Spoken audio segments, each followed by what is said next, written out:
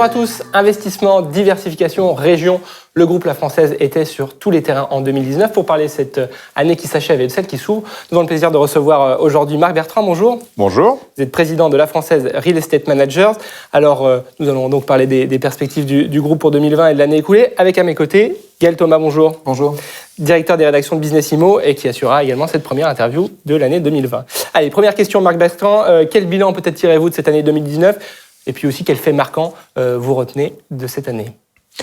Le fait marquant pour l'année 2019, de mon point de vue, a été la spectaculaire accélération de la demande d'investissement en immobilier à partir du moment où la BCE a annoncé et claironné qu'elle prolongeait sans limite de temps l'environnement de taux bas. Et on a vu très très vite se tendre le marché de l'investissement et augmenter la demande de la part des très grands comme des petits investisseurs. Donc ça, c'est le premier point. Après, ça a donné une année en termes de collecte absolument exceptionnelle pour tous les acteurs et pour la Française également. Alors justement, donnons peut-être quelques chiffres. Quel a été le volume de transactions ? Quelle a été l'exposition de La Française en 2019 ? Alors, nous avons collecté, tous secteurs confondus, donc pour les institutionnels et pour les secteurs retail, 3,7 milliards au cours de l'exercice 2019. Et notre grande fierté, c'est surtout qu'on peut s'enorgueillir d'un score de 4 milliards d'achats d'immeubles, donc d'investissement. Donc nous avons placé la totalité de la collecte, les arbitrages que nous avons réalisés, et également un peu augmenté l'effet de levier de nos fonds. Donc on a rempli cet objectif d'arbitrage. Et on termine l'année avec un encours de gestion immobilier de 23 milliards d'euros. Très bien.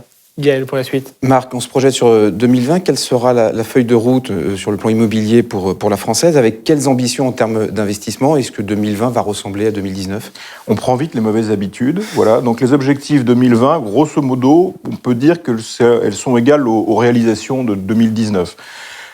Donc on a dit que c'est une année exceptionnelle, mais en fait quand on analyse les causes pour lesquelles cette année 2019 a été exceptionnelle, on voit qu'elles sont à l'œuvre, et les moteurs de traction du marché à l'investissement et pour la collecte également sont toujours là. Donc on pense qu'on doit pouvoir réitérer ce score en 2020.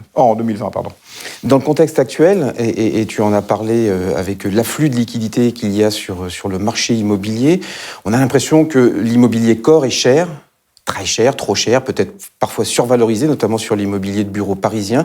Quelle sera un petit peu la stratégie de La Française pour essayer d'embarquer de la création de valeur, qui est un petit peu le but de tous les investisseurs ? Alors, c'est au cœur de toutes les préoccupations des préoccupations de tous les investisseurs. Moi, je ferai la remarque que l'immobilier, la prime immobilière avec un grand I, c'est-à-dire que l'écart de rémunération de l'immobilier par rapport au reste de l'environnement de taux, il est normal, voire toujours assez attractif.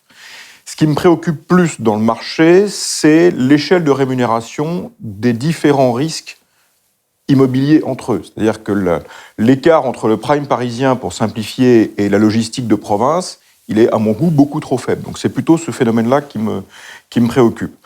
Nous préférons maintenir la qualité et assumer la baisse des taux telle qu'elle existe, quitte à mettre un peu plus de levier, parce que le risque issu du levier dans l'environnement de taux très bas nous paraît acceptable. Pour autant, ce n'est pas la seule piste.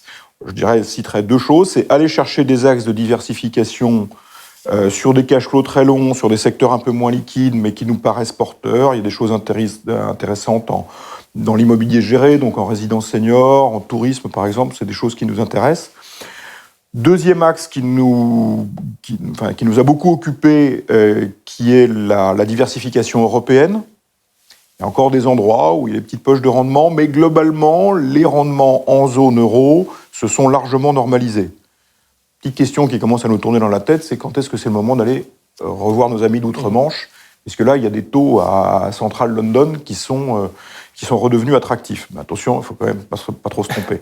Attention, c'est des Anglais. Attention, c'est des Anglais, mais Londres reste Londres. Voilà. Ouais. Donc c'est quand même une question que nous devons nous poser. Et le dernier point que je soulignerais, qui est de dire, dans un monde où il n'y a plus beaucoup d'inflation, avec où la baisse des taux est terminée, il faut créer de la valeur autrement. Alors, on peut retravailler les immeubles, mais il y a aussi une façon d'aborder les choses qui nous plaît bien, c'est de regarder comment évoluent les tissus urbains, et notamment les projets comme le Grand Paris sont des grandes grilles de lecture, de rendre l'environnement assez prévisible en termes d'évolution urbaine. Et ça, ce sont des projets sur lesquels on peut anticiper des créations de valeur avec un risque assez modéré de s'en tromper. Ça, c'est du très long terme. On revient juste sur 2020 et un focus sur la stratégie de diversification avec un mandat que vous avez signé avec un fonds de pension danois, PFA, sur les résidences seniors. Racontez-nous un petit peu la genèse de ce mandat et cette ambition au travers de cette stratégie. Ça découle quelque part de la conjonction de deux choses. La première est que nous avons lancé il y a quelques années un fonds basé sur l'investissement dans les résidences seniors, parce que c'est un secteur auquel on croit, et on a noué un certain nombre de partenariats avec des exploitants, avec des promoteurs, et donc on a sécurisé un approvisionnement de qualité. Et de l'autre côté, on produit des efforts en termes de recherche d'investisseurs et de démarchage d'investisseurs. Alors on le fait en Corée, puisqu'on est le premier partenaire des investisseurs coréens en France, mais également en Europe, et donc ça se fait pas du tout par hasard, ni juste avec une rencontre un verre à la main, ça se fait avec un vrai travail de persuasion, et on a travaillé avec ce fonds de pension danois pour leur montrer qu'on était en mesure de le déployer du capital. Avec quelle ambition ?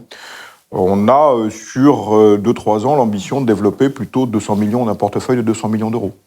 Tiens, vous avez parlé de verre à la main. Juste encore un mot sur une dernière diversification qui a été annoncée il y a quelques jours. C'est une SCPI viticole. Où allez-vous investir ? Avec quelle perspective ? Et puis, pourquoi ce positionnement ? C'était involontaire. Mais oui, là, nous avons fait cette innovation-là, effectivement, qui a éclos à la fin de l'exercice 2019. D'avoir donc une SCPI basée sur l'investissement viticole, je précise pas vinicole, mais viticole, c'est-à-dire qu'on achète des vignobles, que l'on donne en fermage et qui produisent un loyer. Donc on est dans notre cœur de métier historique. En fait, c'est une manière de démocratiser un investissement qui se faisait dans un cercle restreint d'investisseurs au travers de ce qu'on appelait des groupements fonciers viticoles, qui existent toujours. Là, on choisit de le faire sous forme de SCPI. Pas d'avantage fiscal, pas d'avantage ISF, pas d'avantage de succession, mais on s'est dit que démocratiser ce placement-là, qui fait sens aujourd'hui pour les gens, et permet de le faire avec un portefeuille diversifié au lieu d'avoir qu'une seule propriété, et nous pensons que ça peut intéresser un assez large public de gens qui s'intéressent à ce secteur, qui veulent se diversifier et qui ne sont pas forcément embarrassés avec des histoires d'ISF, et n'ont pas forcément l'âge de s'intéresser à des droits de succession. Mais vous aurez quand même des objectifs de performance sur ces sujets. Alors là, l'objectif de performance, en fait, il vise plus la valorisation en termes de composition de la performance. Sur l'ensemble des 40 groupements fonciers viticoles qu'on gère et qu'on a gérés, on arrive à une performance, un TRI sur une très longue période qui est en moyenne entre 5 et 6%, ce qui est plutôt appréciable, avec une composante loyer qui est entre 1 et 1,5%. Alors, bien entendu, le passé ne présage pas du futur, etc., mais c'est quand même une référence importante. Très bien, mais on suivra cette diversification. Vous avez déjà un premier client, la vie. Oui, on se retrouvera sur un vignoble autour d'un bon vin. Merci Marc Bertrand d'être venu sur ce plateau et d'avoir été notre premier grand invité de l'année. Au revoir. Merci. Merci Gaël pour ces questions toujours pertinentes. Merci à vous de nous avoir suivis. À très bientôt pour de nouvelles émissions sur BITV. Au revoir.